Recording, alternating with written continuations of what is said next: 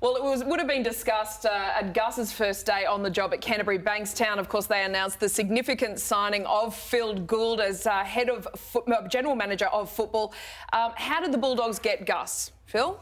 How did they get him? They got beaten 66-0 2 weeks ago by Manly at Bankwest Stadium on a Saturday.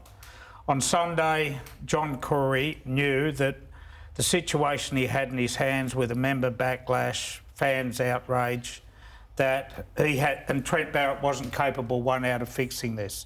Had a chat to him and he agreed that Gould was the man. He got Arthur Laundy on board for the cost factor, and they reopened negotiations that had broken down 4 to 6 weeks earlier. Gus ran into dead ends at the Warriors, was doing a good job there, setting up programs in New Zealand, pathways, junior developments, etc. COVID's prevented him from seeing out the job that he set out to do, and the Bulldogs was an attractive offer. Come on, tell us your part. Did you play a role in this, Phil? Oh, look, I'm too humble, James. You know that. What's this? Would this make you the Gould father if you set up and broken this deal? Hey, did you make him an offer he couldn't refuse? Candy, I knew there had to be something in this. See, I don't get to your production meetings when you call me sort of. Look, I will say this. If Gus does want to throw a little sling, What percentage? What percentage? What percentage? I bet you Wayne Beavis cops 8%. What about me? That was a terrible stitch up. That's all right. You're kidding. We've spent all day on that, Buzz. Yeah, we have. What would be Gus's first order of business? Going back to Bill Moore, we know that he loves the Bulldogs. He has such a great history there. He's sought after because of his business now, so no one knows the ins and outs of rugby league and administrator on and off the field better than Gus. So what would he do first now that he's back? First order of business is to sort out the salary cap, figure out how much money they've got to spend, figure out who's being overpaid and who they need and what holes they need to fill. There's a lot of work to be done. It's all roster at the moment. Because is half off unsigned after this season, half of the 30-man roster? I don't know exactly what the number is, Bonnie. I know there's quite a few, but let's remember, for 2 years while Dean Pay was basically given the poison chalice and was told to come in and coach the club, he had no room in the salary cap. And then his last season was the season was all supposed to open up. So Trent Barrett's come in this season. They've had $2 million last summer to spend. And I don't know where they've spent it. It hasn't been well spent, whatever they've spent it on. So Gould's first job is to come in, look at the roster, look at what shape it's in, who's getting paid where, and then he's got to start plugging the holes. That's the immediate fix.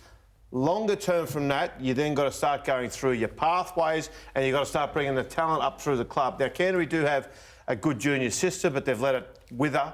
You go back, I think, 6-7 years, Canterbury were minor premiers in all their junior grades. They had a really strong foundation there, and then they refocused and they put all the emphasis into basically the NRL squad, and they just let the juniors just wither. It just went. So that's where he's got to start. So that's business.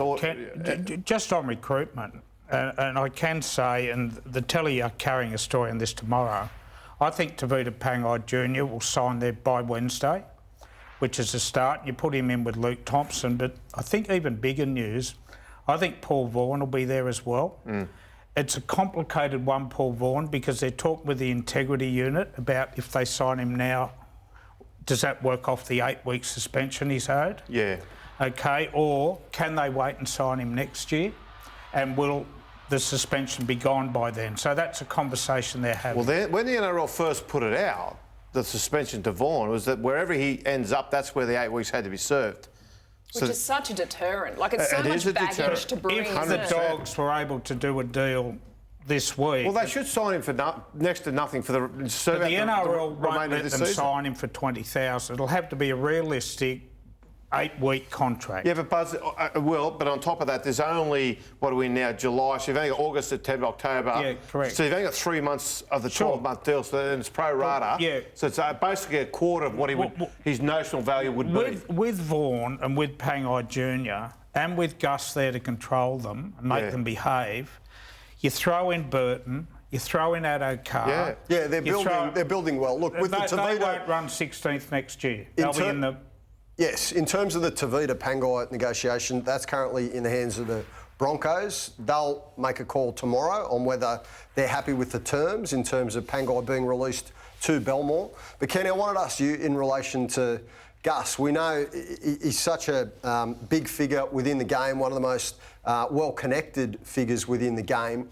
But he does have a history in terms of being at clubs, getting to a point, having success, going through a lot of coaches. Like, you look at all the coaches that they went through. So how will the rapport work between Gus and Trent Barrett?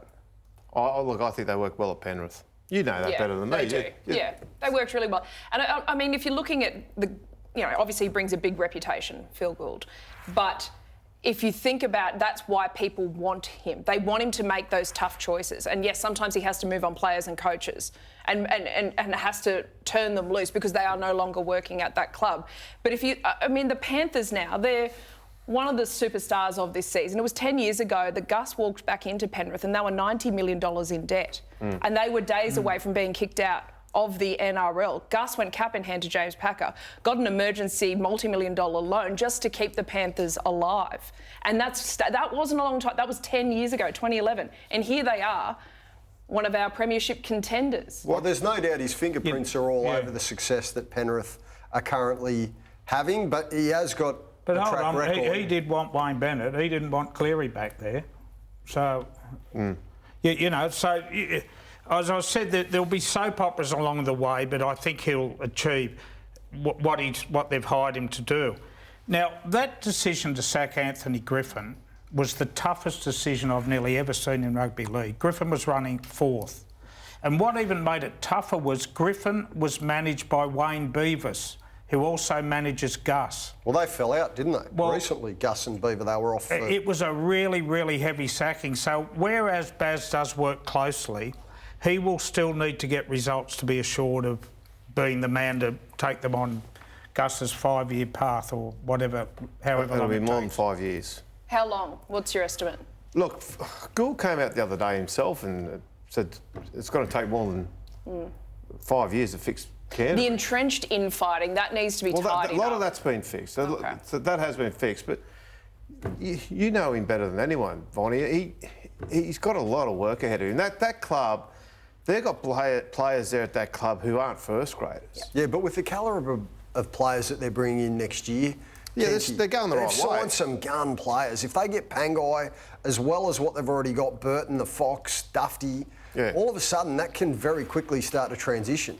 We did a business lunch at the Bulldogs last month with Gus, and they'd love to have him back because he brings so much history and knowledge, and of course he comes at a big price. He was also off at the club for a long, long time. I know. Well, that's just the way Gus rolls, as you know. He loves the drama. So he's was on, Sonny Bill he's Williams, off. but he's back in the fold. That's the sort of joint they are, But Gus stood up and said they need to play like Bulldogs. They need to get back to that DNA. Now, with Gus working with Steve Hansen, that's a pretty incredible duo, and some intellect that you've got at that club to make choices. There is a problem with Gus coming, though, and with Steve Hansen being there, and that is their football cap, Kenty.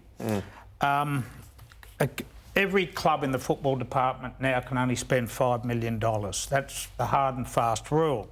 So they've now got Gus on nearly $1 million, Steve Hansen, Trent Barrett, Peter Sharp, Dave Furner, assistant coaches, physios, doctors, dietitians. They're going to smash the $5 million. Yeah, but Gus will know where to spend the money.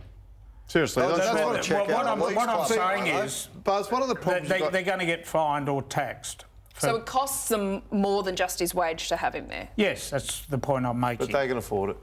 This and he'll cap fix was that this in pretty quick time. This cap was introduced so that the poor clubs could stay level with the high flyers. That's fair call.